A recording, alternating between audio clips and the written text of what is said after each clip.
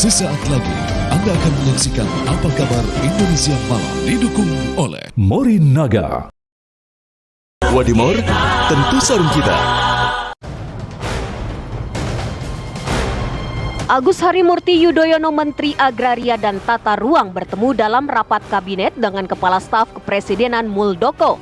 Tak hanya itu, bahkan keduanya saling berjabat tangan.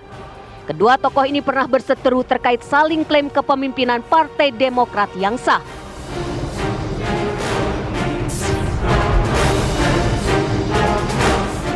Penghitungan suara pemilu 2024 masih dilakukan, namun bisa dipastikan suara untuk PDIP, Golkar serta Gerindra mendominasi. Bagaimana peta politik di gedung DPR nanti?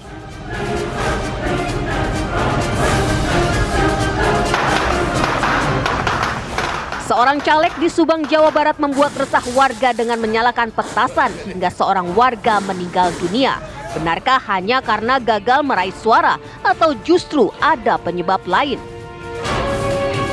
Saksikan ulasan selengkapnya hanya di Apa Kabar Indonesia Malam.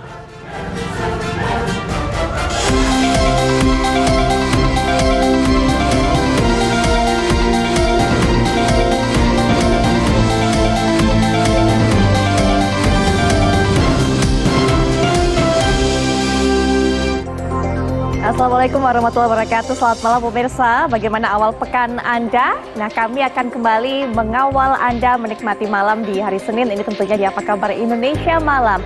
Nanti kami akan bawa Anda untuk bisa menyaksikan apa pandangan dari para pengamat, kemudian juga suara dari partai-partai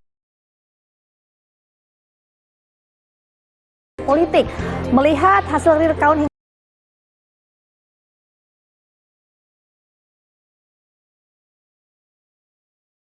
saat ini menunjukkan bahwa PDI Perjuangan, kemudian juga Golkar dan Gerindra menjadi tiga partai teratas yang mendapatkan suara terbanyak dalam pemilu 2024. Seperti apa nantinya konfigurasi di Senayan? Bersama saya Putri Viola. Dan bersama saya Anda pemirsa di Apa Kabar Indonesia Malam, kami juga akan mengajak Anda untuk melihat sebuah peristiwa di mana ada seorang santri asal Banyuwangi yang ditemukan tewas dan diduga dianiaya di pondok pesantren. Selengkapnya untuk Anda di Apa Kabar Indonesia Malam. Ya baik, dan berikutnya kami juga akan bawa Anda untuk bisa melihat kabar pembuka jumpa kita malam hari ini di mana Menteri Agraria dan Tata Ruang Badan Pertanahan Nasional ATR BPN Agus Harimurti Yudhoyono bersalaman dengan Kepala Staf Kepresidenan Muldoko sebelum sidang Kabinet Indonesia Maju di Istana Negara.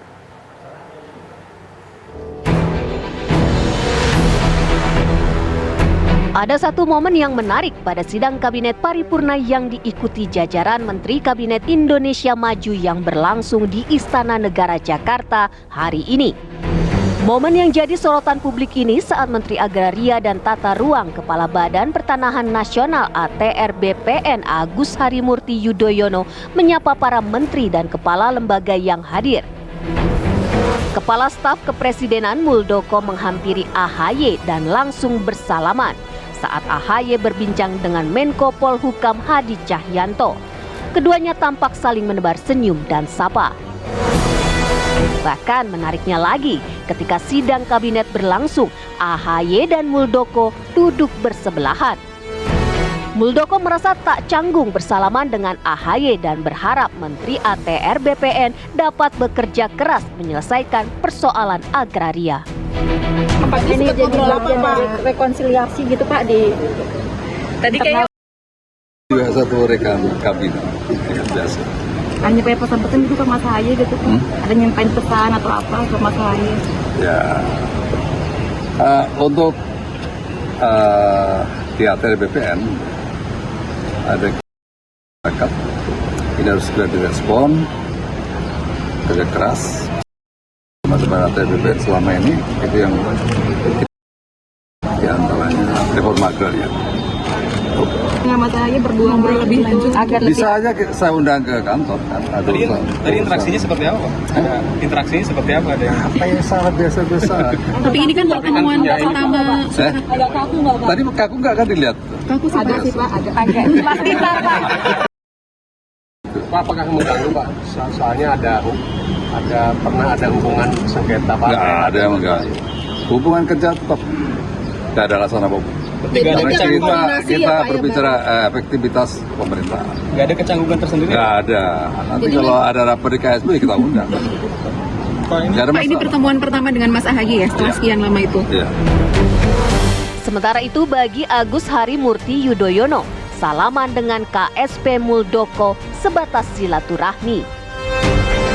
Sempat disalami Pak Mul, gimana Mas? Ngobrol apa sih tadi? Ngobrol apa tadi? Oh, nggak ngobrol, yang penting salaman aja, menyambut silaturahim. Bagaimana perasaannya Mas? Kenapa? Bagaimana perasaannya? Perasaan apa tuh? Bersalaman dengan Pak Muldoko kan? Ya biasa saja seperti orang bersalaman. Nggak apa salah. Siapa? Ada ucapan. Enggak, salaman aja tadi. Salaman Mungkin aja. tadi ada pertemuan lagi Mas? Ada pembicaraan berikutnya setelah? Nggak ada. Kami belum ada rencana ke sana. Saya tadi hanya fokus pada agenda utama dari rapat Kabinet Paripurna ini. Ya, hubungan Muldoko dengan AHY menjadi sorotan publik pasca perombakan kabinet. Pasalnya, selama ini keduanya berseberangan. Ini terjadi saat Muldoko yang disebut-sebut sebagai sosok yang dituding mengkudeta AHY lewat Kongres Luar Biasa Partai Demokrat. Tim TV One mengabarkan. Presiden Joko Widodo dan jajaran Menteri Kabinet Indonesia Maju menggelar sidang Kabinet Paripurna yang membahas kondisi ekonomi menjelang Ramadan dan Idul Fitri 1445 Hijriah. Ya, Presiden menginstruksikan kepada jajaran kementerian terkait memastikan persediaan pangan aman dan harga bahan pokok tetap stabil.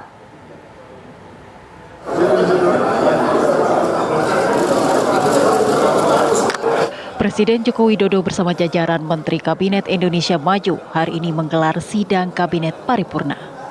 Sidang Paripurna Kabinet berlangsung di Istana Negara membahas kesiapan menjelang bulan Ramadan dan Idul Fitri 1445 Hijriah. Presiden pun menginstruksikan kepada jajaran kementerian terkait memastikan persediaan pangan aman dan harga bahan pokok tetap stabil. Soal tradisi mudik hari raya, Presiden Jokowi memberikan perintah kepada kementerian terkait untuk mempersiapkan dengan baik infrastruktur dan moda transportasi.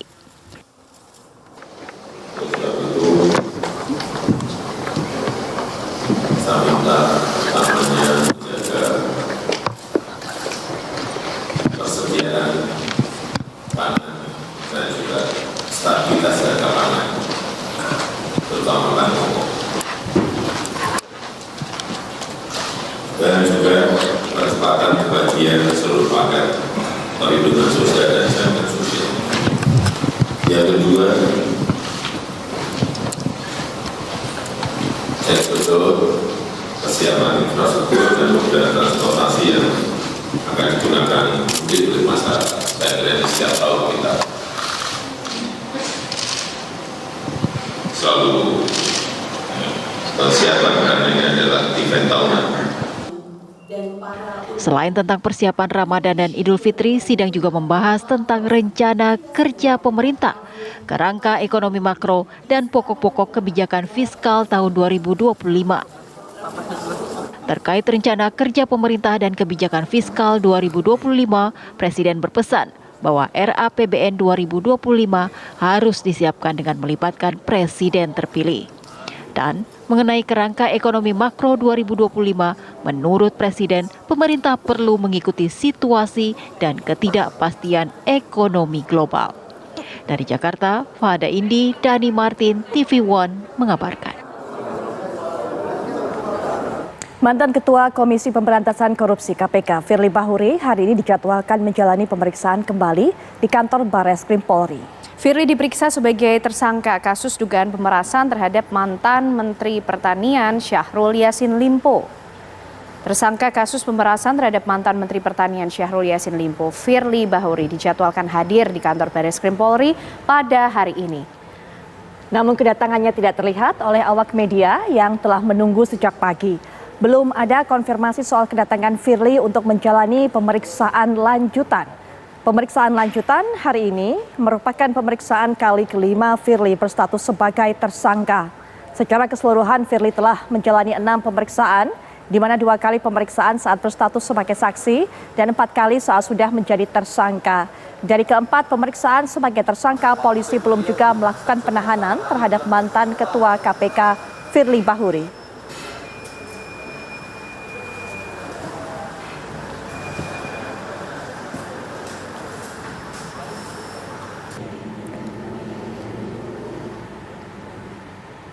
Jajaran Kesekretariatan Mahkamah Konstitusi hari ini mendatangi Komisi Pemilihan Umum untuk melakukan audiensi. Ya, maksud audiensi ini adalah mendiskusikan tanggal pengumuman resmi KPU yang akan mempengaruhi jadwal sidang sengketa hasil pemilu 2024. Sekjen Mahkamah Konstitusi Heru Setiawan dan juru bicara MK Fajar Laksono hari ini mendatangi kantor KPU RI. Kedatangan Sekjen MK dan jajarannya ini bertujuan untuk melakukan audiensi dengan KPU. Tim MK sampai di gedung KPU di Jalan Imam Bonjol sekitar pukul 9.30 waktu Indonesia Barat. Maksud kedatangan MK ini untuk membahas tanggal pengumuman KPU sehingga MK dapat menyiapkan segala proses persiapan untuk menggelar dan membuka pendaftaran sengketa hasil pemilu 2024 di MK. Juru bicara MK Fajar Laksono menyebutkan pengumuman KPU lah yang akan menjadi awal proses registrasi sengketa pemilu dimulai. Dan berikut pemirsa kami hadirkan untuk Anda pernyataan dari juru bicara Mahkamah Konstitusi Fajar Laksono. Sebetulnya tadi pertemuan biasa, pertemuan koordinasi antara MK dengan KPU ya, karena bagaimanapun meskipun proses rekapitulasi masih berjalan, tentu MK juga sudah harus menyiapkan rencana-rencana kira-kira kapan pengumuman perolehan suara hasil pemilu itu nanti dilaksanakan oleh KPU. Karena apa? Karena begitu pengumuman dari KPU maka itulah menjadi garis startnya Mahkamah Konstitusi untuk menerima pengajuan permohonan. Kira-kira itu aja tadi, itu koordinasi aja. Hasil koordinasinya jadi cuma seputar hasil pemilu aja ya? Iya, jadi ini kan ada persoalan, bukan persoalan sebetulnya, ada gambaran-gambaran, ada simulasi, ada skenario. Kalau kira-kira tanggal 20 itu kan KPU kan sesuai dengan dengan tahapannya itu paling lambat tanggal 20 Maret akan mengumumkan, kan begitu kira-kira. Nanti kalau tanggal 20 Maret, artinya KPU mengambil maksimalnya, waktu maksimalnya, maka berarti di MK juga harus siap setelah 20 Maret itu berarti proses penerimaan pengajuan permohonan itu dimulai. Dan itu kemungkinan nanti akan misalnya dijeda dengan libur lebaran dan seterusnya gitu kan. Nah, berbeda nanti kalau misalnya diumumkan sebelum tanggal 20 Maret gitu kan, itu juga akan berbeda. Misalnya sudah putusan sebelum lebaran. Nah, kira-kira itu aja. Tadi kita diskusi soal gambaran-gambaran soal timeline itu. Di MK mengikuti. Jadi kapanpun KPU akan mengumumkan, itulah yang menjadi garis startnya Mahkamah Konstitusi. Penghitungan suara Pilpres 2024 menurut Real Count Komisi Pemilihan Umum hingga hari ini telah mencapai 77,15% suara nasional. Nah, untuk hitung suara Pilpres hingga Senin 26 Februari ini pukul 14 waktu Indonesia Barat, sebanyak 77,15% suara telah masuk rekapitulasi KPU Republik Indonesia. Sedangkan untuk penghitungan suara legislatif DPR RI, 64,56% suara telah masuk. KPU masih punya waktu hingga 20 Maret mendatang, yaitu 35 hari setelah hari pemungutan suara untuk menyelesaikan dan menetapkan hasil rekapitulasinya. Ini ditentukan menurut Undang-Undang Nomor 7 Tahun 2017 tentang Pemilu.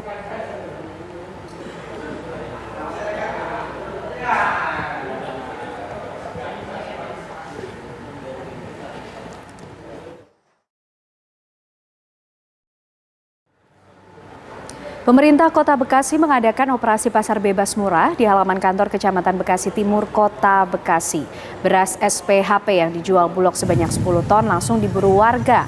Beras SPHP dijual Rp53.000 per kemasan 5 kg. Dan untuk dapat membeli beras murah ini, warga harus mendaftar dengan menunjukkan KTP. Setelahnya panitia akan memberikan kupon. Namun warga yang tinggal di wilayah Bekasi Timur saja yang boleh membeli beras SPHP ini. Ada 1.000 kupon yang disediakan pihak kecamatan yang habis pada pukul 8:30 pagi. Selain beras, operasi pasar di Kecamatan Bekasi Timur juga menjual sembako lain seperti minyak goreng seharga Rp14.000 per liter, gula pasir Rp16.000 per kilogram, dan juga ada telur ayam.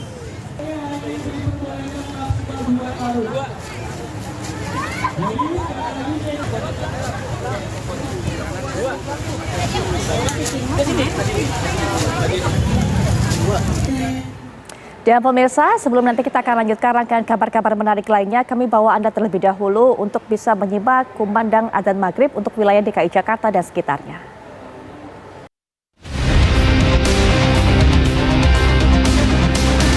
Pemungutan suara pemilu 2024 telah digelar pada 14 Februari lalu. 12 hari berselang, penghitungan suara masih dilakukan hingga saat ini.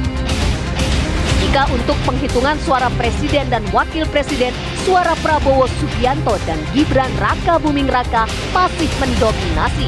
Namun, untuk penghitungan suara partai, perolehan suara didominasi oleh Partai Demokrasi Indonesia Perjuangan PDIP, Golkar, dan Gerindra. Persaingan ketat antara partai menjadikan adanya perubahan peta kekuatan, khususnya partai pemenang dalam setiap provinsi. Lantas, bagaimana perolehan suara ini mempengaruhi peta politik di Senayan nanti? Akankah PDIP akan kembali menempatkan kadernya sebagai ketua DPR? Dan seperti apa dominasi dari partai pemenang pemilu ditampung pimpinan nanti? Tim TV1 mengabarkan.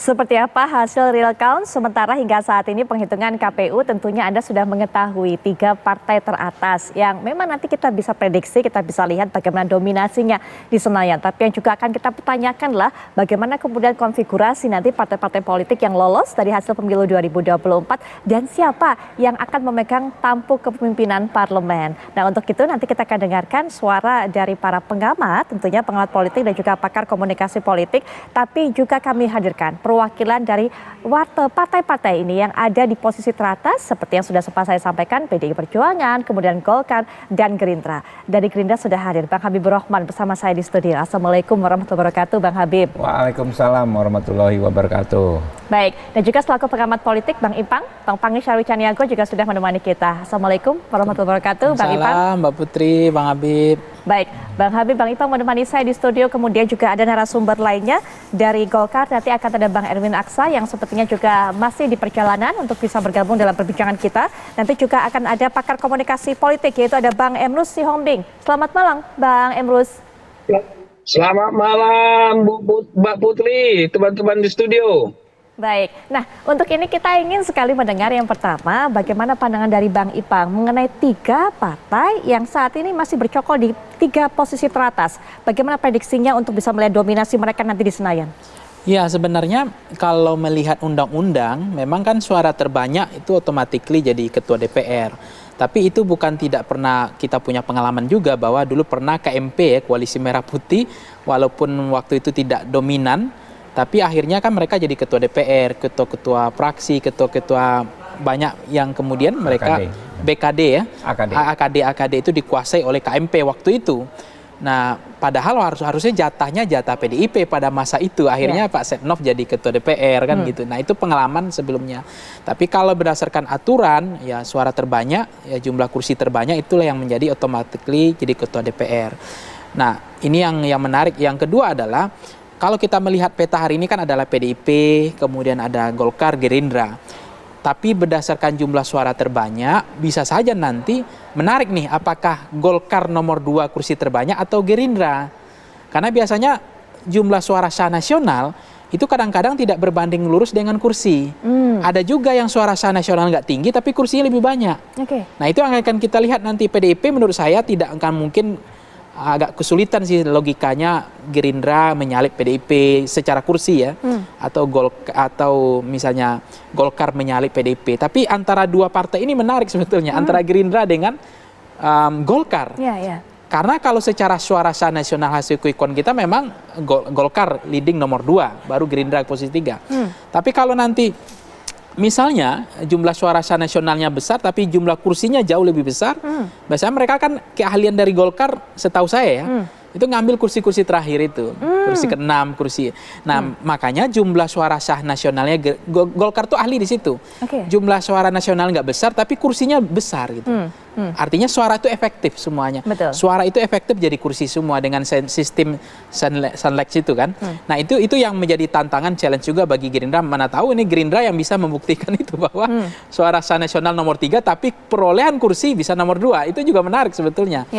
Nah, nanti kita lihat saja bagaimana peta posisi kedua dan posisi ketiga. Itu kan juga akan menarik untuk melihat nanti posisi ketua DPR, wakil ketua DPR, kemudian alat perangkat AKD itu kan, alat perangkat dan seterusnya.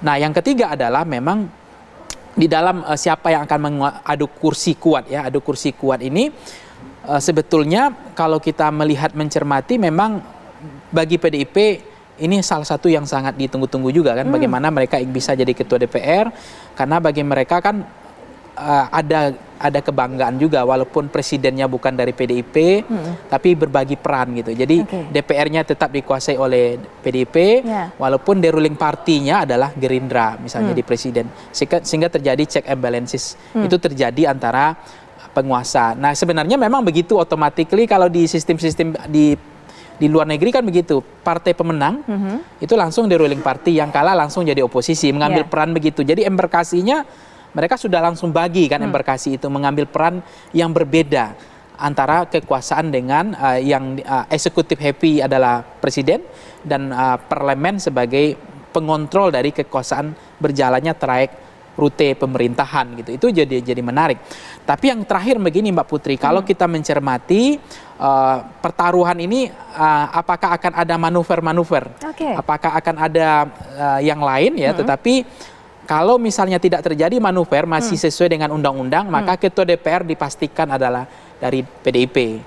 Nah, tapi wakil-wakil ketua DPR bisa nanti dari Gerindra, bisa juga dari Golkar. Jadi 3 ini menurut saya potensi untuk menguasai alat-alat perangkat dewan, termasuk ketua dan wakil ketua DPR sih menurut saya, termasuk MPR ya. Kalau MPR kan selama ini dibagi rata semua. Semua fraksi di DPR dapat jatah sebagai wakil ketua MPR ya, terutama partai-partai pemenang ya. Baik, sambil menantikan manuver-manuver yang kemungkinan terjadi menurut prediksi dari Bang Ipang, kita juga akan dengarkan bagaimana pandangan dari Bang Emrus soal ini. Apa catatan yang menarik dari 3 partai teratas hingga saat ini, Bang Emrus? Baik, saya pikir suatu hal yang menarik gitu ya. Saya melihat perbedaan suara tidak begitu jauh sekali dari 3 partai ini. Kemudian bisa saja apakah suara terbanyak itu kita hitung berdasarkan popular vote atau jumlah kursi. Selama ini memang berdasarkan jumlah kursi yang dimiliki di DPR. Namun demikian saya melihat terlepas daripada peraturan sebagaimana dikatakan Bang Ipang tadi, saya pikir itu benar secara peraturan, secara undang-undang. Tetapi ketika kita bicara tentang musyawarah, yaitu demokrasi kita musyawarah, kalau memang katakanlah partai tertentu sudah menjadi dari kadernya menjadi presiden kita yang akan datang, siapapun yang jadi pemenangnya nanti, saya pikir alangkah baiknya anggota atau ketua DPR kita itu dari partai yang tidak ada di pemerintahan. Supaya lebih real memang check and balance, sekalipun menurut peraturan tadi dikatakan bahwa suara terbanyak. Karena bagaimanapun kita harus kedepankan demokrasi musyawarah sesuai dengan katakanlah nilai-nilai kebangsaan kita. Nah, kemudian adalah mengenai juga di katakanlah susunan di MPR kita. Beberapa tahun yang lalu kan ada sistem paket itu, lalu dilakukan pemilihan misalnya seperti itu. Saya tetap menawarkan suatu sistem yang sifatnya musyawarah, kebersamaan, kekeluargaan, sehingga kita memiliki susunan kepengurusan atau pimpinan di MPR itu atas dasar musyawarah dan mufakat. Tentu dengan memperhatikan bahwa tidak selamanya misalnya the winner take all. Kalau the winner take all gitu misalnya, itu kan di negara demokrasi liberal. Sementara kita demokrasi kekeluargaan. Artinya apa? Perlu suatu kekuatan-kekuatan politik yang ada di parlemen yang memang tidak menjadi katakanlah presiden misalnya seperti itu, supaya demi kepentingan rakyat, bangsa dan negara. Jadi ada kontrol dari DPR terhadap pemerintahan yang berkuasa selama 5 tahun, dan pimpinannya di DPR itu adalah di luar daripada kekuasaan daripada pemerintah. Demikian. Baik, bicara mengenai siapa yang akan menjadi ketua DPR, Bang Ipang sudah jelaskan seperti apa undang-undangnya, tadi sudah disampaikan waktu memberikan pandangan. Tapi juga yang menarik adalah catatan dari Bang Ipang bagaimana kemudian perebutan antara kursi antara Golkar, Gerindra. Ini karena Golkar biasanya kata Bang Ipang tadi cukup ahli, cukup bisa untuk bisa meraih kursi seperti itu. Kalau catatan Gerindra sendiri bagaimana? Ya, acuan kita kan memang undang-undang. Tapi jangan lupa, justru undang-undang itulah yang memang masih bisa dirubah. Karena ini kan tidak diatur di konstitusi, bukan di Undang-Undang Dasar 45. Sehingga kita lihat nanti dinamikanya. Ini ada waktu 8 bulan ya, sampai ke pelantikan. Ya. Jadi dalam 8 bulan ini dinamikanya bisa macam-macam ya, menurut saya ya. Kalau memang sampai saat ini disepakati dari undang-undang yang berlaku saat ini, ketua DPR itu adalah peraih kursi terbanyak. Betul. Ya kan ya. Apakah besok hal tersebut masih disepakati atau tidak? Karena kan 8 bulan waktu yang sangat cukup untuk merubah 1 atau 2 pasal dalam undang-undang MD 3. Ya, cuma memang kalau kami Partai Gerindra sepertinya kami kami konsekuen saja. Kalau kami bukan peraih suara terbanyak, ya kan ya, sepertinya memang tidak pantas kita mendapatkan kursi ketua DPR. Baik. Sementara ini begitu ya, setidaknya menurut saya. Ya. Nah, cuma di praktek di DPR itu juga selain undang-undang juga ada konvensi, ada kesepakatan, itu ada musyawarah nanti, ya, antara para pimpinan partai yang di DPR, ya, pimpinan fraksi, walaupun fraksi belum terbentuk, namanya semacam rapat pengganti BAMUS, ya, badan musyawarah, ya, di mana pimpinan-pimpinan partai melakukan rapat. Di rapat itulah ditentukan. Ini rapatnya semi resmi sebetulnya, Mbak. Ya, di rapat itulah ditentukan secara musyawarah. Kita acuannya mau kemana? Undang-undang, oke. Kalau memang undang-undang yang berlaku. Tapi selain ketua DPR kan ada belasan alat kelengkapan dewan yang strategis juga, Mbak. Ya, komisi 1 sampai 11, ya kan ya. Partai apa mendapatkan berapa ketua komisi, ya, atau ketua AKD non komisi, kan ada MKD, ada Banggar, ada Balek, apalagi ada BKSAP, ya kan ya, ada BAKN, macam-macam. 5 atau 6 yang non komisi. Jadi partai apa mendapatkan berapa ketua, mendapatkan berapa wakil ketua, dan yang mana? Ya, Gerindra ngincar yang mana?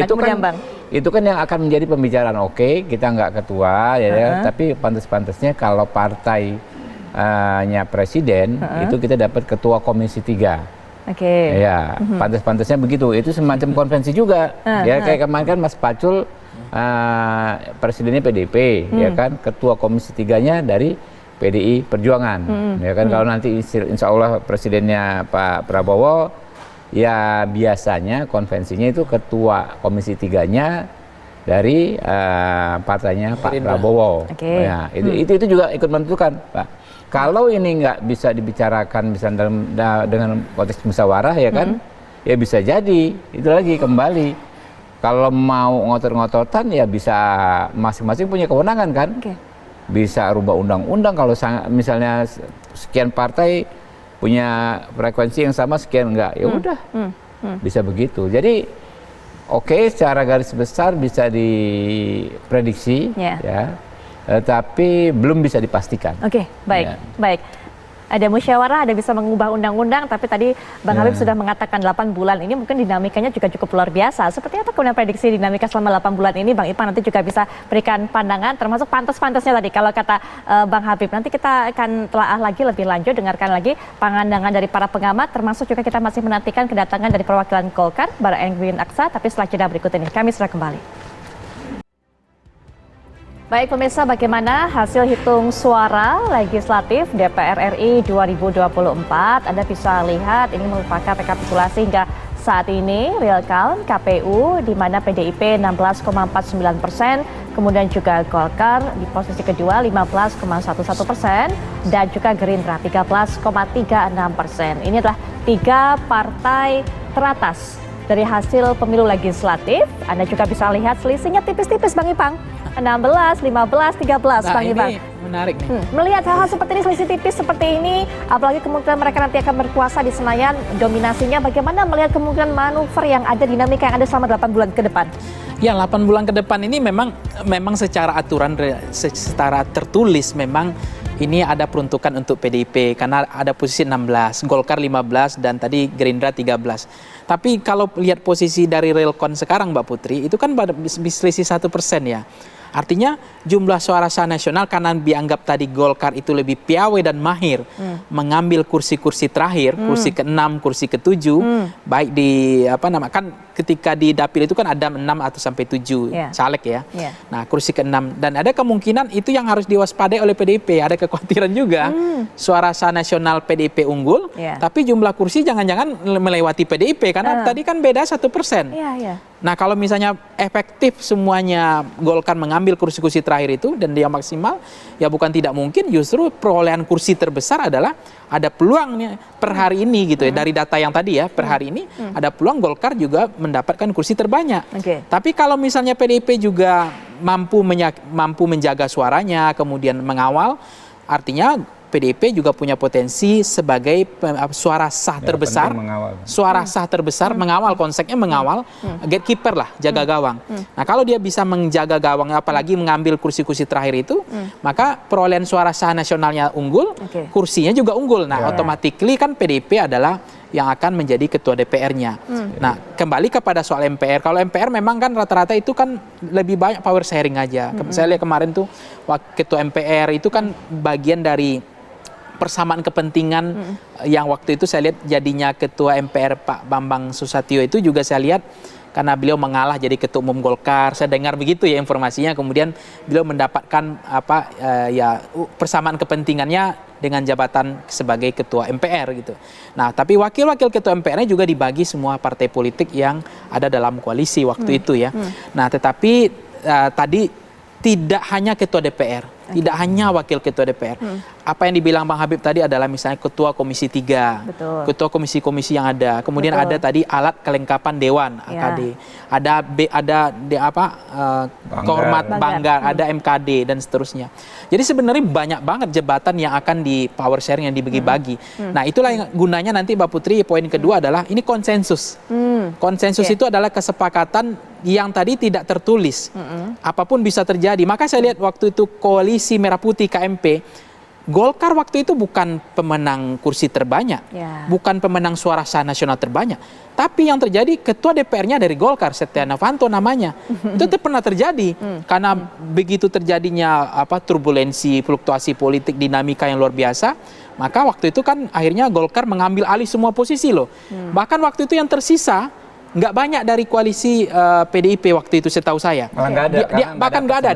Setahu saya waktu itu kalau nggak salah boleh dikoreksi, diambil alih semua, di take over semua. Termasuk AKD dan semuanya nggak ada dibagi sama sekali. KMP yang ngambil alih waktu itu. Itu terjadi. Nah, itu juga bisa terjadi. Maka tadi secara tertulis, secara aturan undang-undang, maka memang posisi pertama hari ini adalah harusnya ketua DPR-nya PDIP. Kemudian dari Golkar dan dari Gerindra kan undang-undang yang ada saat ini. Tapi itulah hari ini bagaimana PDIP juga sangat hati-hati nih menjaga, mengawal. Makanya ada perintah dari DPP yang langsung disampaikan Ibu Mega loh, jangan lupa itu. Untuk mengawal suara caleg. Baik. Jadi waktu itu setahu saya surat itu tidak pilpres, tapi mengawal suara caleg, suara partai. Supaya tadi itu mungkin potensi-potensi tadi tidak terjadi. Oke, karena Bang Heru juga nyeletuk tadi, mengawal. Ini pentingnya gimana Bang? Dinamika rekapitulasi legislatif itu jauh lebih complicated daripada rekapitulasi pilpres. Dari segi peserta, ya pilpres cuma 3 paslon. Betul. Kalau legislatif ini ada 20-an sekian partai politik plus sekian caleg yang saling bersaing juga. Caleg. Di dalam partai politik ada caleg-caleg. Mereka pun saling bersaing. Sehingga hitung-hitungan kursi itu, kalau suara nggak ada masalah. Mungkin bisa pakai quick count, bisa diramal suara sah nasional. Tetapi ketika kita masuk ke perhitungan kursi, itu yang pasti alot sekali. Nah makanya pergeseran di di kecamatan, kan sekarang lagi kecamatan, Mbak. Betul. Ya, itu bisa terjadi, bisa saja terjadi. Ada yang masih main di kecamatan, ya kan ada gini misalnya nih, ada seorang caleg nih dari satu partai, dia daripada dia satu dapil, dia dapat 2 kursi bersama saudara separtainya, bisa jadi kalau ini adalah kompetitor, dia lebih baik dia buang nih kursi yang kedua ini dikasih ke partai lain. By komitmen, ya kan, under table. Karena ya mungkin yang pertama ini yang dia menguasai saksi segala macam, ya kan. Yang kedua, ya karena kursinya dijual ke partai lain. Bisa jadi begitu loh, Mbak. Kenapa? Karena kalau satu dapil ada 2 anggota DPR, itu mereka akan berebut struktur, berebut lokasi, berebut segala macam selama 5 tahun ke depan, berebut perhatian dari para konstituen. Kan lebih bahaya daripada dengan partai lain. Nah ini bisa saja, bukan saya ini bisa saja terjadi dan mewarnai dinamika pileg sekarang. Jadi kalau pilpres sudah stuck, sudah pasti nggak bakal bisa ngapa-ngapain karena 3 paslon nggak ngelihatnya, ya kan. Dan dari segi kepentingan ya udah begitu. Tapi kalau pileg kepentingannya aneh-aneh nih orang, bukan aneh, macem-macem. Bisa juga ada yang aneh, Mbak. Mbak Putri nggak kebayang kan misalnya seorang kader partai lebih senang yang terpilih bukan kawan sahabat separtai, tetapi dari partai lain, karena supaya nggak menyaingi dia di dapil situ kan, dia akan menjadi penguasa penuh partai tersebut 5 tahun ke depan. Nah ini yang bisa terjadi, akhirnya bisa merombak prediksi kita sekarang. Jadi nggak sesimpel itu. Karena sekarang kan masih di kecamatan. Mungkin bisa fix kalau rekapitulasi tingkat provinsi selesai, udah bisa lumayan terang. Tapi kalau kecamatan ini masih jauh sekali. Baik. Nah, sepertinya juga narasumber berikutnya sudah hadir bersama kita, ada Bang Erwin Aksa yang juga mewakili Partai Golkar. Bang Erwin, selamat datang. Apa kabar? Silakan. Hadir di sini rupanya nih. Apa kabar? Apa kabar, Bos? Bang Erwin, terima kasih kehadirannya. Selamat datang, Bang Erwin. Tadi sebelum Abang datang, ini Bang Habib cerita apa sebenarnya dinamika yang terjadi di lapangan sehingga kemudian harus yang namanya dikawal, dijaga suara para caleg ini. Nanti mungkin Abang bisa cerita, termasuk juga kalau Bang Ipang catatannya soal Golkar nih ahli untuk bisa ambil kursi-kursi terakhir, kursi 6, kursi 7, itu kata Bang Ipang. Nanti ya Bang Erwin ya bisa berikan pandangan, tapi setelah jeda berikut ini kami sudah kembali saat lagi. Kita kembali lanjutkan perbincangan, tapi sebelumnya kami juga akan sajikan data dan angka hasil dari rekapitulasi sementara tentunya KPU. Kami bawa Anda untuk bisa melihatnya.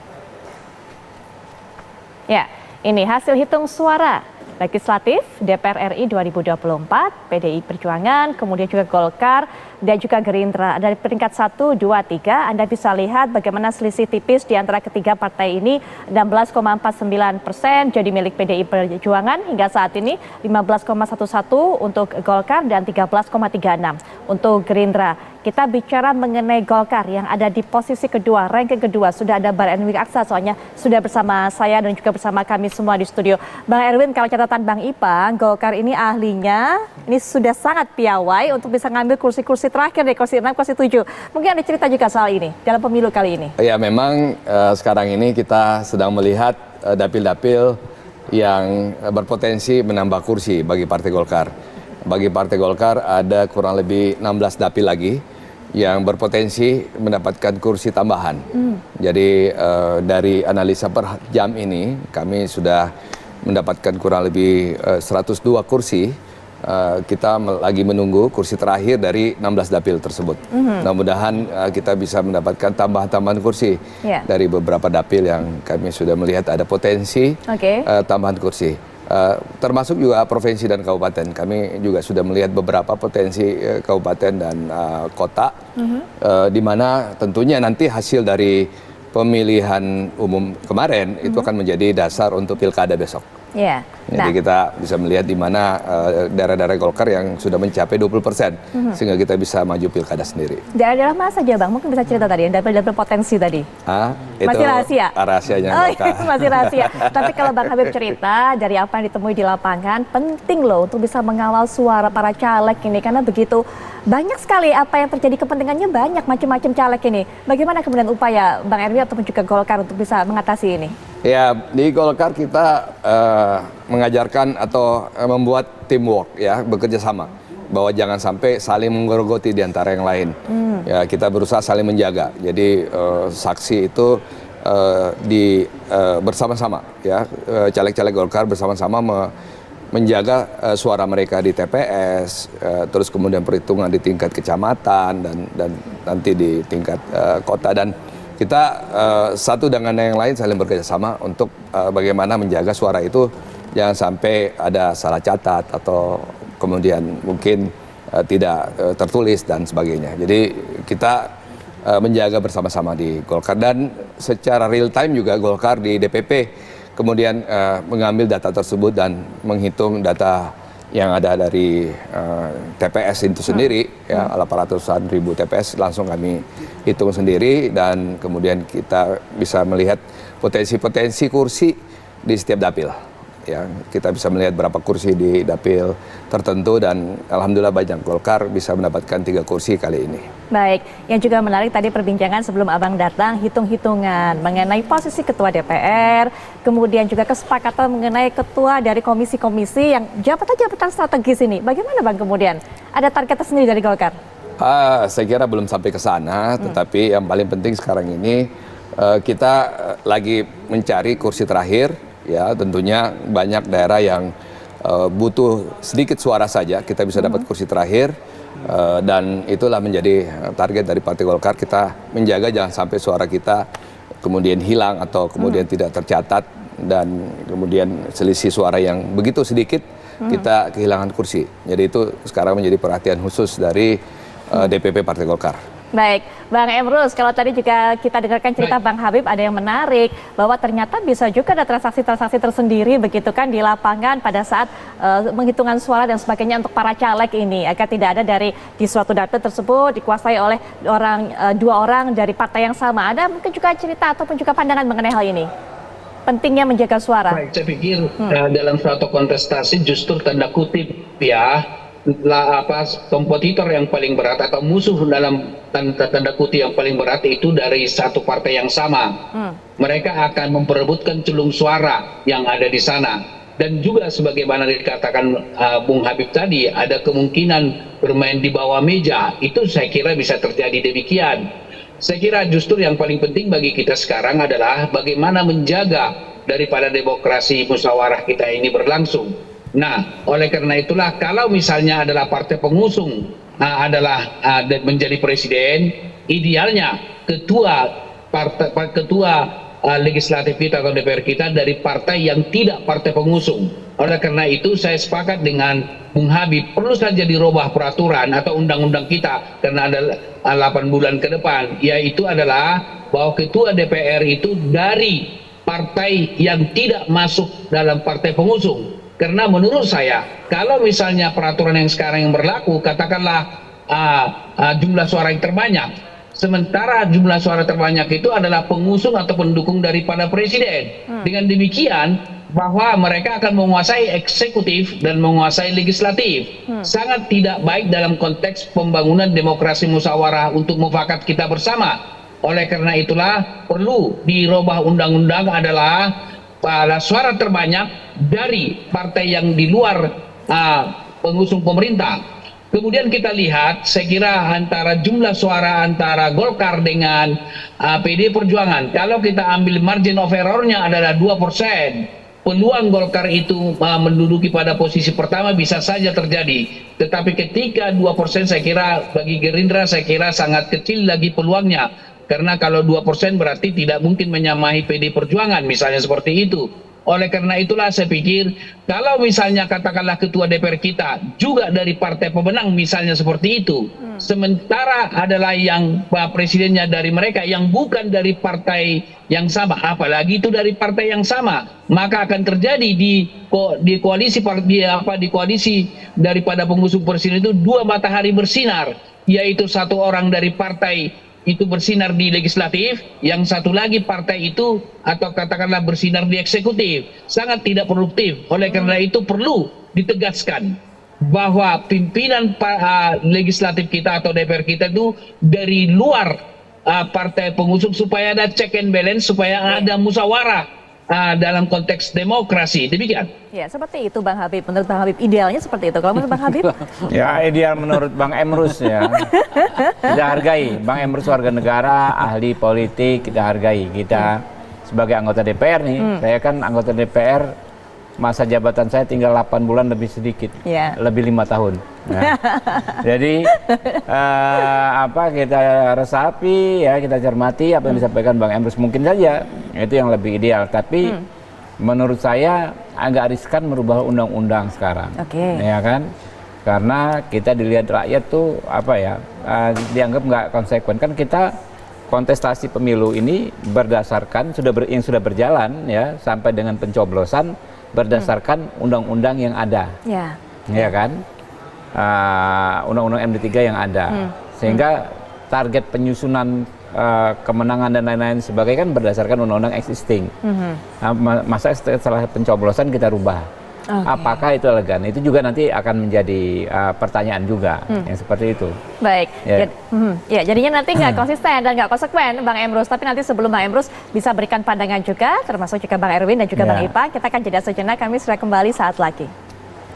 Bicara mengenai 3 partai tertinggi, memang rasanya kurang lengkap kalau kita belum mengundang ataupun juga belum mendengarkan suara dari pihak PDI Perjuangan untuk bisa memberikan pandangannya bagaimana konfigurasi atau prediksi konfigurasi nantinya di Senayan. Tapi memang kami sudah memberikan undangan, menyampaikan undangan perwakilan dari PDI Perjuangan hingga dialog ini berlangsung. Hingga saat ini belum ada perwakilan dari PDIP yang bisa hadir dan juga turut berbincang dengan kami. Tapi kita akan lanjutkan terus perbincangan.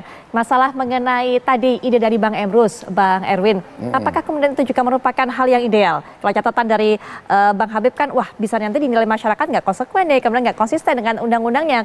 Bang Erwin? Saya kira saya sepakat dengan Bang Habib bahwa kita harus menjaga demokrasi ya. Bahwa demokrasi Indonesia yang sekarang ini sudah terjaga dengan baik, kita harus jaga. Bahwasanya Pak Prabowo dan tentunya partai pengusungnya akan menjaga demokrasi itu dengan baik. Kita tidak ingin masyarakat melihat bahwa anggota DPR atau parlemen merubah undang-undang seenaknya saja dan tanpa alasan yang jelas. Kita ingin menjaga demokrasi ke depan. Dan Pak Prabowo saya kira sebagai pemimpin yang tegas akan menjaga demokrasi itu. Jadi kita ingin demokrasi itu sesuai dengan koridor yang ada, dan itu yang kita harapkan secara bersama-sama bahwa undang-undang kalau ingin kita rubah tentunya ada tujuan untuk kepentingan masyarakat yang lebih luas, bukan untuk kepentingan golongan, bukan untuk kepentingan kelompok, tetapi untuk kepentingan masyarakat. Jadi apa yang sudah dibangun tentunya ini bagian dari demokrasi yang sudah terbangun. Mari kita jaga demokrasi ini ke depan. Jangan sampai demokrasi kita mundur. Indonesia ini adalah menjadi negara terbesar dalam hal demokrasi di dunia. Ya, India sudah menjauh. Ya, kita lihat juga Amerika sekarang juga terbelah. Indonesia harapan satu-satunya dari dunia menjadi negara demokrasi yang terbesar. Jadi kita akan jaga demokrasi tersebut. Baik, tidak segampang itu Bang Emrus. Menjaga demokrasi itu merupakan hal yang paling penting, Bang Emrus. Pikir kalau kita bicara undang-undang atau peraturan itu berpikir kacamata kuda. Jadi kita melihat dari segi perspektif undang-undang yang tertulis secara objektif, secara letterlet. Tapi ketika kita melihat musyawarah, Pancasila kita atau dasar negara kita kan mengedepankan musyawarah. Tidak ada sesuatu yang luar biasa ketika undang-undang itu kita rubah. Kalau dikatakanlah tidak mudah merubah undang-undang seperti itu, seperti dikatakan oleh Pak Adiaksa tadi. Saya pikir konstitusi aja juga kita rubah kok, gitu ya. Nah, oleh karena itulah saya berpendapat bahwa perlu direnungkanlah lebih matang, gitu ya. Jangan sampai nanti yang berkuasa dari partai yang berkuasa itu nanti yang menjadi anggota atau ketua DPR kita, check and balance menjadi tidak seimbang. Dan terus terang saya mengatakan bahwa di dalam suatu partai pasti ada faksi-faksi. Dalam suatu koalisi ada partai-partai. Nah, kalau ketika misalnya partai pendukung presiden itu ada di situ menjadi ketua DPR, misalnya dari partai pendukungnya, maka partai tersebut menjadi semakin cantik. Bergaining posisinya kepada presiden menjadi kuat. Jadi artinya apa? Transaksi-transaksi politik itu akan sulit dikontrol oleh presiden. Kalau memang siapapun presidennya ya, kalau memang ketua partai dari salah satu partai pengusung yang pemenang suara. Saya kira itu perlu kita renungkan lebih mendalam. Bukankah kita lebih mengedepankan musyawarah mufakat untuk kepentingan rakyat? Tidak boleh misalnya sekedar kita mengatakan bahwa kita demokrasi terbaik, kita harus rawat peraturan. Peraturan itu bisa dirubah, bisa diperbaiki. Asal dasarnya adalah konstitusi, Undang-Undang Dasar 45, dan Pancasila tidak boleh menyimpang dari situ. Demikian. Baik, Bang Ipang juga berikan catatan tadi beberapa kali mengenai check and balance. Bagaimana kemudian seharusnya? Ya, sebenarnya bicara check and balances, sebenarnya hari ini apa yang ada secara empirik objektif memang dalam jumlah suara nasional ya. Ini belum bicara tentang perolehan kursi ya. Artinya memang ketua DPR dimungkinkan per hari ini adalah PDIP yang punya kans lebih peluang dibanding Golkar. Ini perolehan suara sah nasional, bukan berdasarkan konversi kursi. Nah, tadi Bang Erwin kan bilang agak piawai dan mahir juga Golkar ngambil alih yang 16 dapil tadi. Nanti diambil kursi ke-6, kursi ke-7, kursi-kursi sisa itu diborong habis kan juga bisa lewat juga PDIP. Nah, kan itu yang membuat PDIP agak awas-was, hati-hati. Ini bahaya Golkar nih, suara sah nasional PDIP unggul, kursi ternyata leading Golkar. Kan itu yang dikhawatirkan PDIP hari ini. Bukan Gerindra, justru Golkar yang dikhawatirkan PDIP hari ini yang gatekeeper gitu, jaga gawang nih, gimana nih potensi. Jangan sampai suara sah nasional besar, kursinya lewat gitu. Justru leadingnya Golkar. Nah, itu yang dikhawatirkan. Nah, apalagi dengan sistem kita yang berjenjang bertingkat rekapitulasinya. Nah, yang memungkinkan hilangnya suara. Ya, makanya saya bilang tadi, kalau sistem kita harusnya kan ke depannya harus dipikirkan juga rekapitulasi jenjang bertingkat yang dari TPS, KPPS naik ke PPK naik kabupaten, kota. Nah, setiap itu ada potensi suara hilang, kemudian ada yang kemudian tiba-tiba 500, ada misalnya nih partai yang dianggap tidak lolos ambang batas, kayak Perindo, kayak PSI misalnya. Sebenarnya quick count itu bagus. Tujuannya bukan cepat-cepat saja, untuk menjaga suara. Misal contoh, PSI nggak lolos Persi Voxpol nih, quick count, ya kan? Tiba-tiba nanti di rekapitulasi yang berjenjang ini yang panjang tadi itu, yang terjadinya manipulasi dan seterusnya tidak, apalagi si rekap C1 Plano ini nggak diupload misalnya, nggak ada di transparansi, tiba-tiba PSI lolos. Nah, kan ini menarik sebetulnya. Kenapa? Ternyata di quick count nggak lolos, tapi di rekapitulasi akhirnya ternyata lolos gitu. Artinya itu quick count itu jangan dianggap quick count itu tidak penting, penting sekali untuk menjaga, mengawal suara rakyat gitu. Sehingga kita juga bertanya, kenapa yang misalnya kok bisa? Anggaplah walaupun memang ada angka margin of error 1%. Artinya kalau kita kan ada kemungkinan lolos kalau margin of error diangkat, tapi ada kemungkinan memang nggak lolos misalnya partai-partai tadi. Nah, partai-partai yang dianggap tidak udah distempel nggak lolos parlemen, itu kemungkinan suaranya untuk diambil itu bukan tidak mungkin, bisa saja. Makanya tadi ada yang caleg DPR RI yang 5.000 tiba-tiba tinggal suara 2.000. Terutama partai-partai yang nggak lolos. Kecuali misalnya partai-partai yang punya partainya betul suaranya 200.000, kemudian partai nggak lolos, nggak ada yang berani itu ngambil suaranya. Karena takut juga orang ngambil suaranya 200.000 kan. Apalagi ketua umumnya Pak Haritanu, mana ada yang berani itu ngambil suaranya, ya kan? Nggak akan hilang tuh. Tapi yang 10.000 tiba-tiba jadi 5.000. Karena partainya nggak, bahkan ada yang saya nggak tahu nih benar nggak ya, tapi saya nggak yakin sih, tapi bisa jadi iya gitu. Ada yang partai-partai nggak lolos ambang batas ini bilang gini, ya udah balikin modal gua, suara udah diikhlaskan, ambil aja. Nah itu yang kemudian diakumulasi akhirnya efektif jadi kursi semua, kursi-kursi terakhir. Nah itu yang kita khawatirkan. Sistem berjenjang bertingkat ini ada potensi di situ yang tadi itu dimanipulasi, suara hilang. Nah Sirekap ini bagus, itu transparansi, karena disitulah di-upload C1 plano sehingga tahu kalau nggak ada yang nggak valid, misalnya ada batang lidinya 5, tiba-tiba tinggal 3. Tapi di C1 plano ada kan bisa divalidasi di Sirekapnya. Itu kan bagus. Cuma Sirekap ini juga banyak persoalan. Yang C1-nya ketahan, nggak diupload, ya kan? Kemudian ada fotonya yang buram, ada yang inputnya salah. Bayangkan, kok bisa ada yang 800 suara coba? Padahal dalam sistem TPS kita hari ini pemilih itu hanya paling banyak 300. Harusnya dengan sistem teknologi ITA, teknologi IT kita yang canggih itu. AI itu kan canggih itu.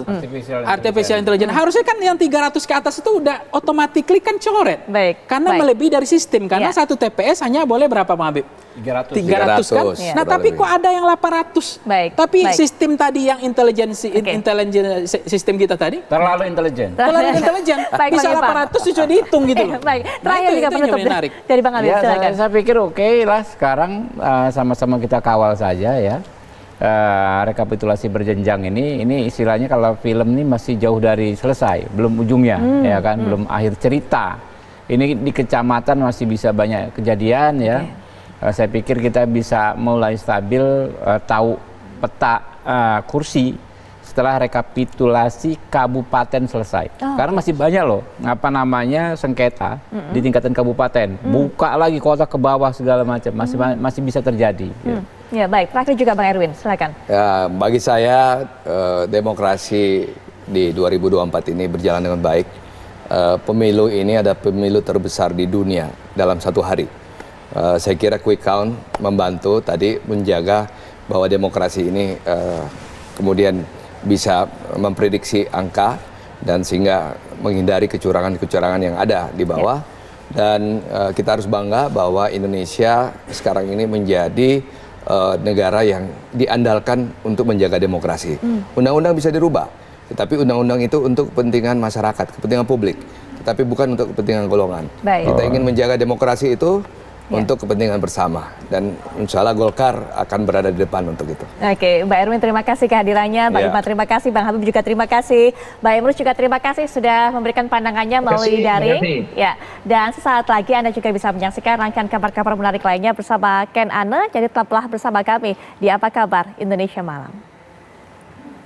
Anda masih menyaksikan Apa Kabar Indonesia Malam. Pemirsa, seorang santri asal Banyuwangi meninggal dunia dalam kondisi mengenaskan. Korban tewas diduga dianiaya di salah satu pondok pesantren di Kecamatan Mojo, Kabupaten Kediri, Jawa Timur. Nasib tragis dialami Bintang Balkis Maulana, 14 tahun, santri asal Kampung Anyar, Dusun Kendeng Lembu, Desa Karangharjo, Kecamatan Glenmore, Kabupaten Banyuwangi, Jawa Timur. Ia dipulangkan dari pondok pesantrennya di Desa Kranding, Kecamatan Mojo, Kediri, Jawa Timur dengan kondisi meninggal dunia. Tubuh Bintang Balkis Maulana ditemukan sejumlah luka dan lebam. Jenazah diantar ke keluarganya di Banyuwangi oleh perwakilan pondok pesantren. Kedatangan jenazah disambut isak tangis keluarga. Pihak keluarga tidak menyangka putra bungsu dari 3 bersaudara tersebut tewas dengan kondisi tidak wajar. Kakak korban, Mia Nur Hasanah, menjelaskan semula pihak pesantren mengabarkan bila korban meninggal dunia akibat terjatuh di kamar mandi. Keluarga korban yang curiga karena jenazah masih mengeluarkan darah akhirnya langsung membuka kain kafan jenazah. Dan benar saja, jenazah korban ditemukan sejumlah luka. Pengurus Ponpes akhirnya mengaku kalau Bintang meninggal dunia setelah dianiaya oleh sepupu korban. Kasus tersebut kini dalam penanganan Satreskrim Polres Kediri Kota. Dan dari hasil penyelidikan dan penyidikan, polisi menetapkan 4 orang tersangka dalam kasus meninggalnya santri Bintang Balkis Maulana tersebut.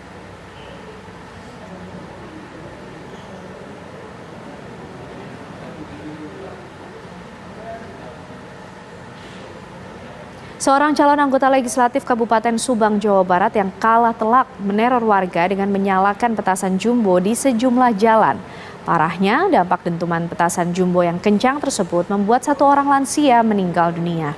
Dalam video viral yang beredar, seorang calon anggota legislatif melakukan aksi yang tidak terpuji.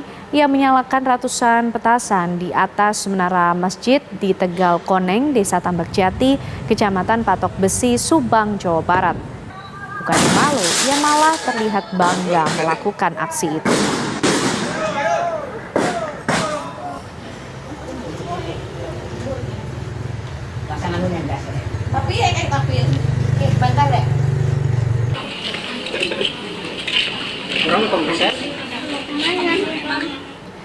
Baik, kita akan langsung melakukan konfirmasi pemirsa atas peristiwa dan aksi ini bersama dengan Pak Ahmad Rizal. Selamat malam Pak Rizal. Selamat malam. Ya, ini Pak Ahmad Rizal ini adalah caleg ya Pak dari Subang, Jawa Barat untuk DPRD. Betul ya Pak Rizal? Betul, betul. Ya.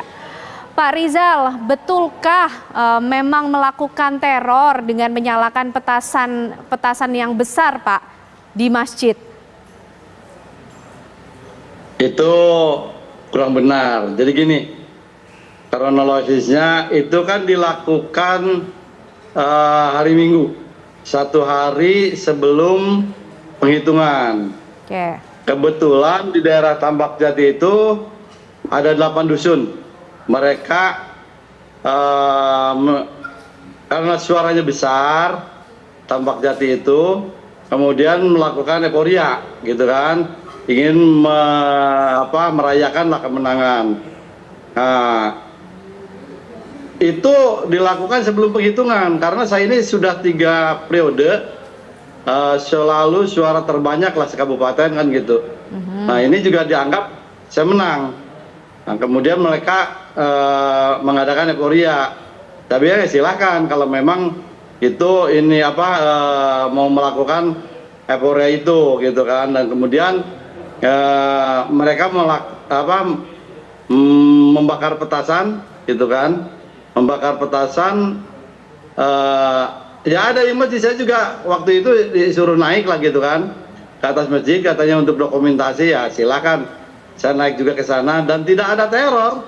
Karena mereka yang meminta sebenarnya, masyarakat setempat yang meminta di masing-masing dusun gitu.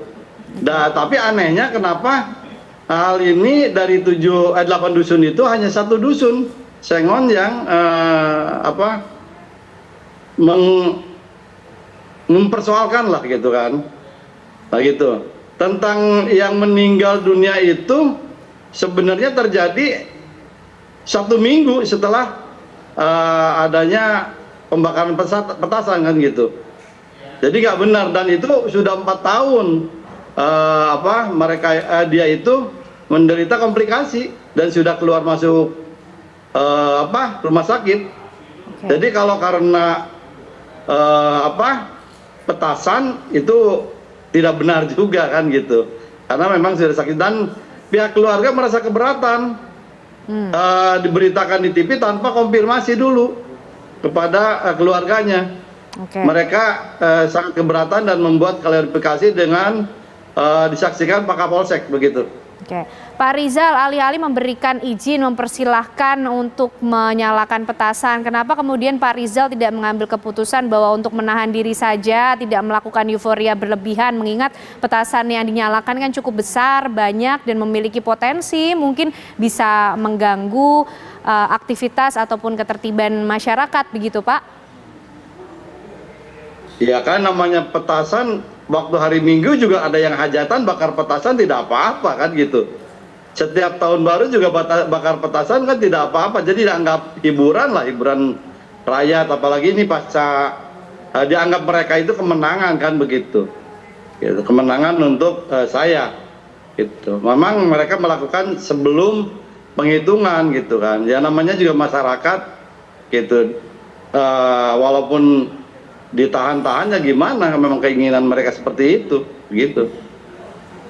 Oke Pak, lalu bagaimana dengan adanya kabar terkait dengan jalan dan juga gorong-gorong yang dibongkar Pak Rizal? Ini gorong-gorong itu kan dibangun bukan gorong-gorong sih sebenarnya, peralon besar, saluran gitu kan. Karena memang di Blok Jambu itu ada permintaan, karena sering banjir, permintaan untuk dibuatkan pembuangan lah gitu kan. Cari solusinya ternyata bisa dibuang ke kali pinggir pemakaman begitu. Nah, setelah dibuatkan itu kalau nggak salah itu 8 lente atau 8 potong lah peralon itu, yang 12 in, yang kurang lebih kalau harganya itu 12 jutaan lah gitu. Dan itu memang sudah dikuburkan gitu, tetapi mereka ya janji sendiri bahwa saya akan pilih Bapak gitu. Jadi saya bercandain, kalau memang suara saya jelek gimana? Oh silakan untuk dibongkar begitu. Dan mengenai jalan itu sudah dibangun lama, ya tahun berapa ya? Ya sekitar 4-5 tahun lah yang lalu. Dan itu bukan menggunakan dana aspirasi, itu dana uang saya sendiri. Termasuk perawat juga itu dana uang saya sendiri, gitu. Jadi bukan aspirasi. Baik, terima kasih. Ya, baik, terima kasih Pak Ahmad Rizal, caleg DPRD Dapil 4 Subang, Jawa Barat atas klarifikasinya. Saat malam, Pak. Selamat malam. Ya, kita beralih ke informasi lainnya pemirsa. Sebuah video perkelahian menggunakan senjata tajam 2 orang melawan 1 orang di Pasar Sentral Kabupaten Pinrang, Sulawesi Selatan viral di media sosial. Pelaku marah karena korban menghina sang ibu. Dan inilah video perkelahian pemirsa yang beredar di sosial media.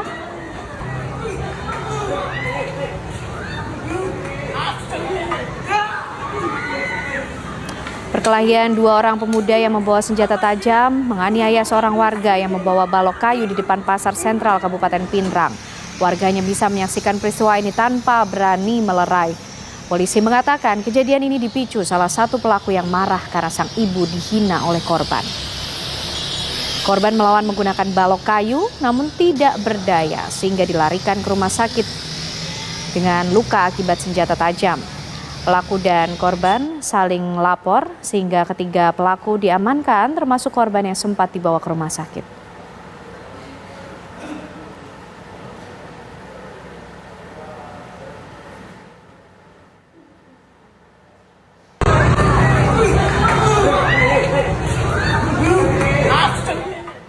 Polisi melakukan pemeriksaan terhadap sopir bus yang menewaskan 1 orang dan 7 orang mengalami luka-luka akibat kecelakaan beruntun di pintu masuk Pelabuhan Bakauheni, Lampung pada Minggu malam.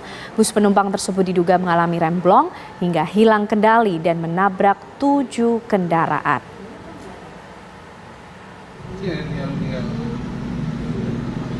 Yang Anda saksikan pemirsa adalah rekaman kamera CCTV yang merekam detik-detik bus penumpang Epa Star saat menabrak kendaraan di pintu masuk Pelabuhan Bakauheni, Lampung pada Minggu malam.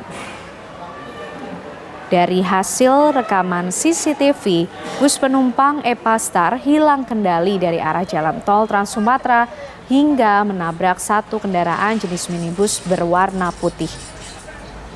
Sebelum kejadian, nampak beberapa anggota polisi sedang melakukan pemeriksaan rutin kendaraan di Seaport Interdiction.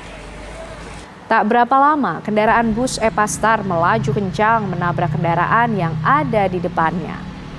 Dalam peristiwa kecelakaan ini, 1 orang anggota polisi meninggal dunia dan 7 orang mengalami luka berat.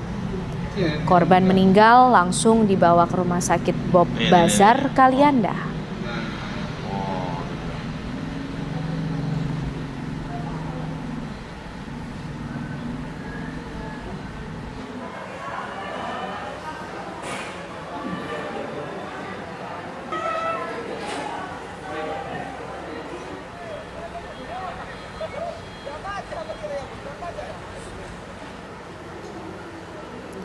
Kecelakaan terjadi di Tol Gempol Pasuruan, tepat di kilometer 779 Kota Pasuruan, Jawa Timur. Kali ini pikap muatan durian menabrak kendaraan di depannya. Akibat peristiwa itu, 2 orang dilaporkan tewas. Inilah video amatir yang memperlihatkan kondisi dua penumpang pickup bermuatan durian yang terlibat kecelakaan di Tol Gempol Pasuruan tepat di kilometer 779 di Kota Pasuruan, Jawa Timur pada Senin pagi. Sopir pickup diduga mengantuk hingga menabrak belakang kendaraan yang berada di depannya. Akibatnya dua orang penumpang pickup warga Jember itu mengalami luka parah. Keduanya juga sempat terjepit bodi truk sebelum dilaporkan meninggal dunia. Kecelakaan masih ditangani oleh unit Laka Lantas Polres Pasuruan Kota. Barang bukti kendaraan juga sudah diamankan.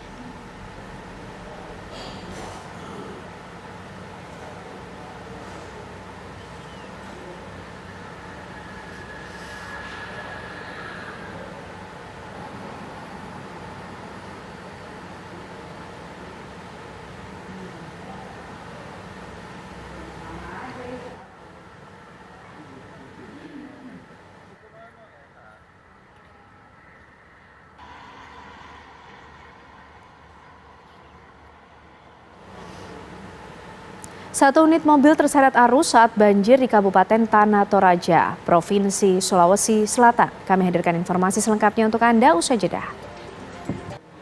Anda masih bersama kami dalam Apa Kabar Indonesia Malam. Pemirsa, 4 orang korban banjir luapan sejumlah anak sungai di Kota Makale, Kabupaten Tanah Toraja, Provinsi Sulawesi Selatan pada Minggu malam berhasil dievakuasi tim gabungan dalam kondisi pengungsian.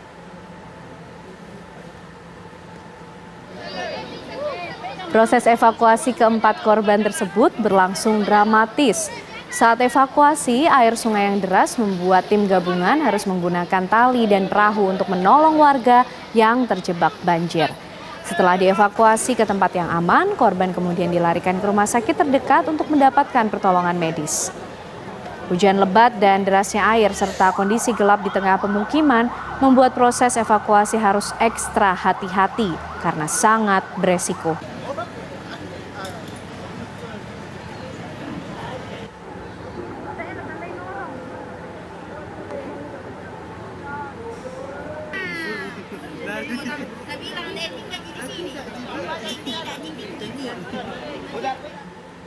Longsor di Luwu, Sulawesi Selatan Senin pagi tadi menimbun belasan pengendara yang sedang melintas. 2 orang warga meninggal tertimbun longsor. Beginilah pemirsa detik-detik pasca tanah longsor di Jalan Poros Desa Bonglo, Kecamatan Bastem Utara, Luwu, Sulawesi Selatan. Material longsor menutup badan jalan serta menimbun belasan pengendara yang tengah melintas. Informasi yang dihimpun, warga yang menjadi korban adalah mereka yang sedang mengantri melintasi jalan yang sebelumnya sudah tertimbun longsor. Saat antri tersebut, tiba-tiba terjadi longsor susulan dan menimbun warga yang antri tersebut. Dalam video amatir yang direkam warga, terlihat sejumlah warga berusaha menolong para korban dan mengevakuasi 2 korban yang sudah meninggal dunia.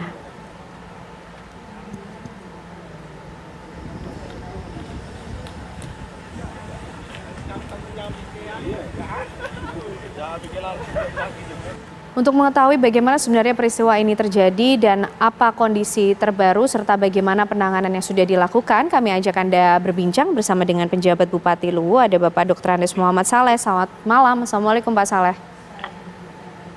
Selamat malam, Assalamualaikum Bu Mbak Ket Andi. Ya. Pak Saleh, tentu kita semua juga ikut prihatin atas peristiwa yang terjadi. Tapi apakah juga sudah diketahui Pak, sebenarnya tanah longsor ini disebabkan oleh apa dan bagaimana saat ini kondisi korban? Berapa orang yang menjadi korban Pak?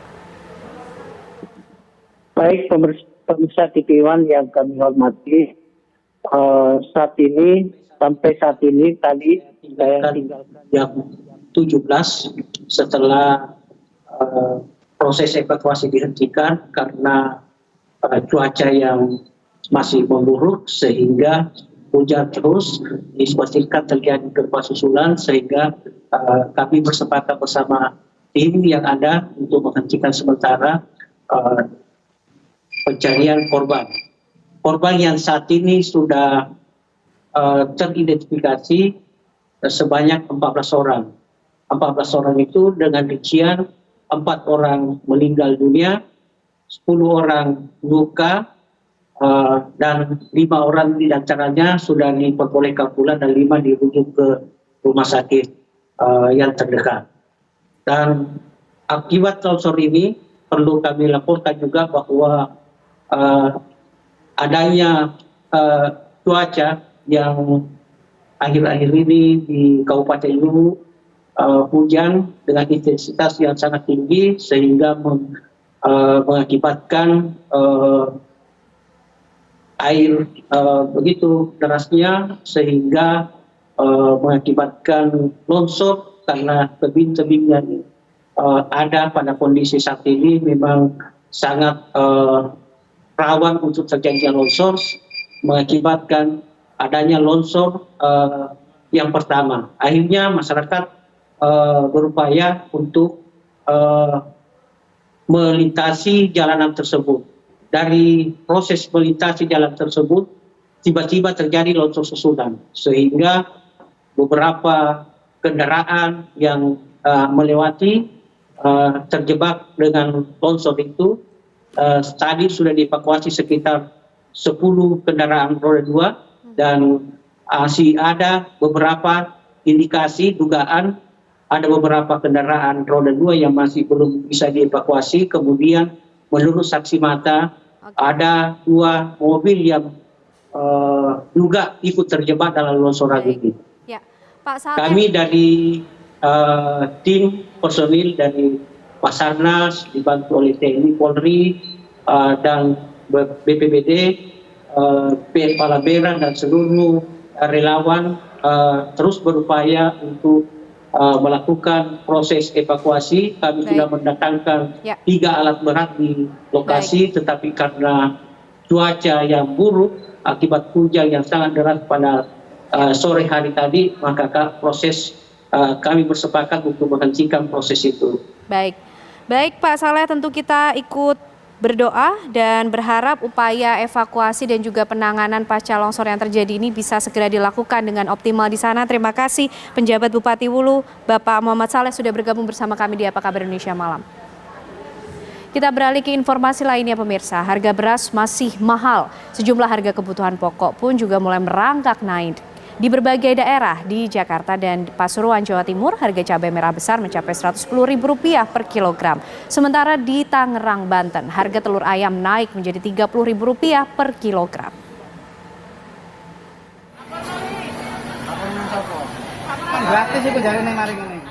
Harga cabai merah alami kenaikan di sejumlah pasar tradisional besar Kota Pasuruan, Jawa Timur. Harga cabai merah menembus angka Rp110.000 per kilogram. Sebelumnya, harga Rp40.000 per kilogram. Gagal panen di daerah penghasil cabai menjadi penyebab kenaikan harga cabai. Sementara harga bawang putih dan bawang merah juga naik. Kini harga bawang putih mencapai Rp35.500 per kilogram dari harga sebelumnya Rp28.000. Sementara bawang merah naik Rp2.000 menjadi Rp30.000 per kilogramnya.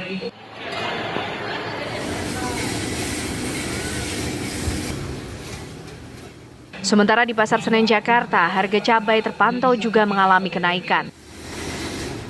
Pengiriman pasokan terbatas dan suplai dari petani yang berkurang memicu kenaikan harga stok yang tersedia.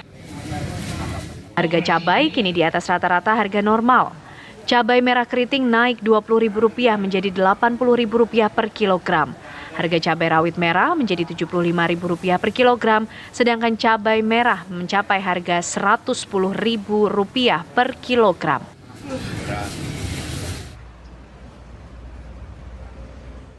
Di Tangerang, Banten, harga telur ayam dan minyak goreng turut melonjak naik sejak 2 bulan lalu. Harga telur ayam naik Rp3.000 menjadi Rp30.000 per kilogram. Begitu juga dengan harga minyak goreng naik menjadi Rp16.000 per kilogram. Menjelang bulan puasa, harga berbagai jenis beras di pasar tradisional Cikupa, Kabupaten Tangerang, Banten terus mengalami kenaikan Senin siang. Beras premium yang semula Rp15.000 per kilogram kini tembus Rp18.500 per kilogram. Bukan hanya beras premium, beras kualitas medium juga mengalami kenaikan tembus Rp15.000 per kilogram yang sebelumnya hanya Rp12.000 per kilogram.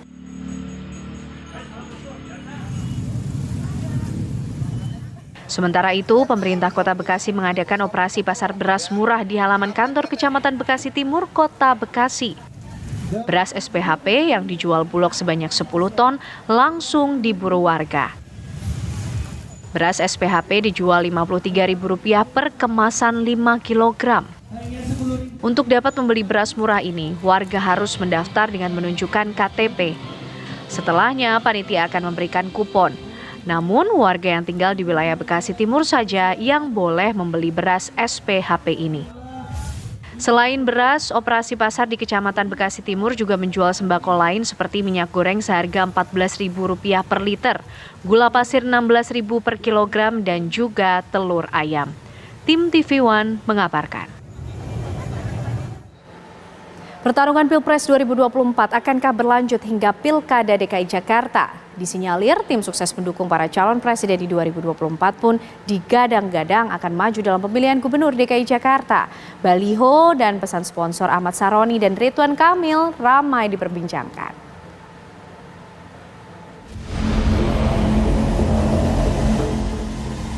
Usai pencoblosan calon presiden dan wakil rakyat di legislatif, mulai ramai dibincangkan soal bakal calon kandidat kuat untuk gubernur DKI Jakarta.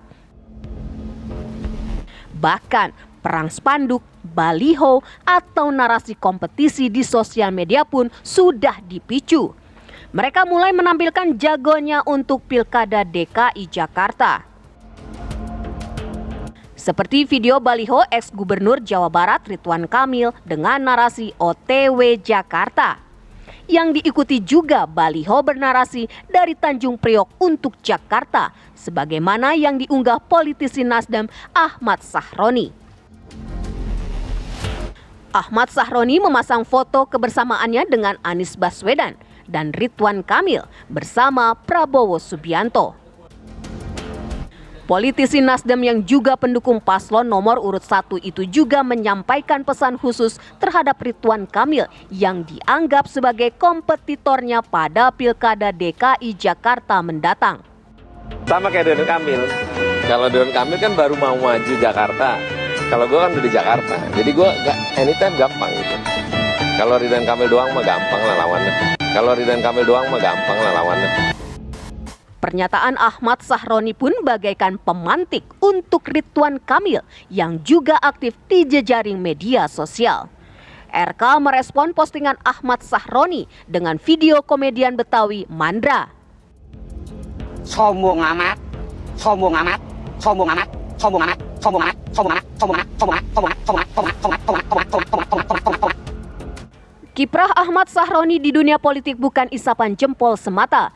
Pria kelahiran Kebon Bawang, Tanjung Priok, Jakarta Utara itu selain pengusaha, ia juga merupakan anggota DPR RI 2 periode sejak 2014 hingga sekarang. Ya, Sahroni salah satu calon serius yang akan kami pertimbangkan dengan sungguh-sungguh, tapi sangat tergantung kepada masukan dari bawah, dari kecamatan, dari kota, dan dari provinsi. Kami baru akan fokus mengurus pilkada setelah 20 Maret. Setelah mengerti posisi dan segala macam. Yang ada sekarang ini masih omongan-omongan orang di luar. Saya kira begitu. Terkait dengan postingan mantan Gubernur Jawa Barat yang diduga akan maju dalam Pilkada DKI Jakarta, Ketua Umum Golkar Airlangga Hartarto pun berkomentar. Pihaknya sudah memberikan surat penugasan kepada Ridwan Kamil untuk mengurus pilkada. Namun, untuk kandidat bakal calon gubernur DKI Jakarta masih akan dibicarakan dalam forum khusus. Ada Ridwan Kamil yang jadi masuk Pilgub DKI gimana Pak? Udah baliho udah bertebaran nih. Namanya on the way. On the way. Dalam perjalanan. Tapi udah katanya apa? Ahmad Zaki atau Pak Ridwan Kamil? Dua-dua sudah diberikan surat oleh Partai Golkar sebelum pemilu penugasan untuk pilkada. Tapi keputusannya belum jelas ya Pak? Tentu keputusan nanti tergantung dari. Ya, informasi tadi menutup kebersamaan kita di Apa Kabar Indonesia malam hari ini, Putri. Baik, tapi pemirsa, setelah jeda Anda juga bisa menyaksikan fakta yang akan mengulas mengenai beras, harganya mahal. Apakah memang karena hama ataupun juga faktor cuaca? Nah, usai sudah perjumpaan kita, saya Putri Viola. Dan saya Ken Ana serta teman-teman yang bertugas pamit. Terima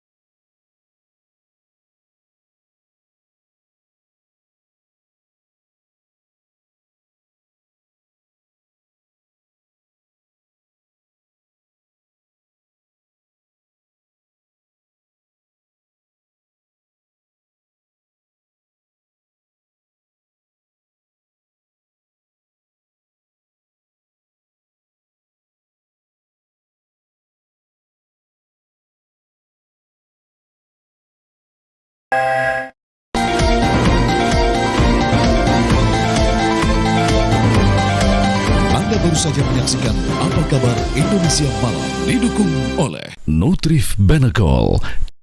Wadimor, tentu sarung kita.